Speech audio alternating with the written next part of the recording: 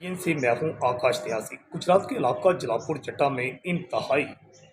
अलमनाक वाकया पेश आया है, जहां पर बीवी का सताया हुआ एक शोहर अपनी जिंदगी का खात्मा करने के लिए जलापुर जट्टा के इलाका टांडा चौक में एक ऊंची बिल्डिंग पर चढ़ गया। उसका इरादा ये था कि उस बिल्डिंग के बिल्कुल करीब से हाई वोल्टेज बिजली की तारें गुजर रही थी, उनको छू कर वो अपनी जिंदगी का खात्मा करना चाहता था। ये सीन इंडियन फिल्म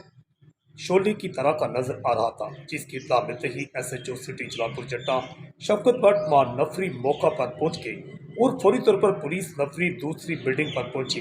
जबकि थाना सिटी जलालपुर जट्टा का एक पुलिस एहलकार कमांडो एक्शन करते हुए आखिरकार उस तीसरी मंजिल पर भी पहुंच गया, जहां पर वो बीवी का सताया हुआ नौजवान, जिसका नाम अशफाक बताया जाता है, जो कि कादर कॉलोनी का रहायशी है,